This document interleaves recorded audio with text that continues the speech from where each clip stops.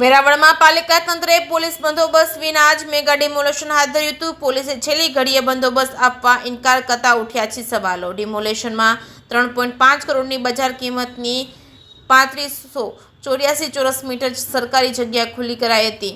Railway સ્ટેશનની પાછળ શાહીગ્રા કોલોનીમાં સરકારી જગ્યા ખુલ્લી કરાઈ છે. 6 જેસીબી 22 ટ્રેક્ટરોની મદદથી મેગા ડિમોલેશન હાથ ધરાયું હતું. સરકારી જગ્યા ઉપર 45 મકાન પાકા બની ગયેલા, જેના ઉપર બુલડોઝર ફરી વળ્યું હતું. પાલિકાના મેગા ડિમોલેશનમાં પોલીસ બંદોબસ્ત ન ફળાવતા અનેક સવાલો ઉઠ્યા છે. ડિમોલેશનના આગલા દિવસે પોલીસ બંદોબસ્ત ફળાવવાની ના પાડી હોવાનો પાલિકાએ ખુલાસો કર્યો છે.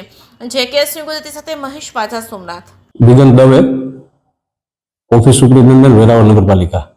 સર, વાત કરવામાં આવે તો પાલિકા તંત્ર દ્વારા આજે મેગા ડિમોલેશન કરવામાં આવ્યું છે, શું આપવા માંગો? વોર્ડ નંબર 5 ની અંદર સરકારી જમીન ઉપરના દબાણો આજે દૂર કરવામાં આવ્યા છે.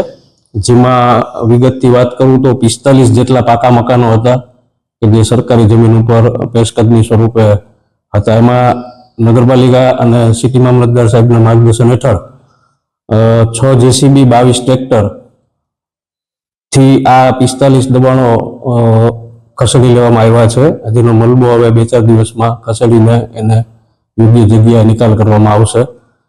આ દબાણ હટાવ કામગીરી દરમિયાન લગભગ 3584 ચોરસ મીટર જેટલી જમીન કે જેની બજાર કિંમત આશરે 3.05 કરોડ રૂપિયા જેવી થાય છે તે ખુલ્લી કરવામાં આવી છે. સર, વાત કરવામાં આવે તો પોલીસ બંદોબસ્તનું શું ટ્રેક્ટર છે? પોલીસ બંદોબસ્ત વગર પાલિકા તંત્ર દ્વારા ડિમોલેશન હાથ ધરવામાં આવ્યું છે? હા, પોલીસ તંત્ર પાસે આપણે ઓફિશિયલ બંદોબસ્ત માગેલો, પરંતુ ગઈકાલે સાંજે લગભગ 7-7:30 ની આસપાસ બંદોબસ્ત ફાળવી શકાય એમ ન હોવાના કારણે બંદોબસ્ત મળેલ નહોતો.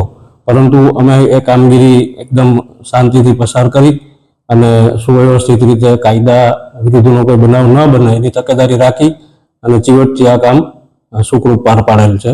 અને જેમાં વોર્ડ નંબર 5ના રહીશોનો પણ સારો એવો સહકાર મળેલ છે.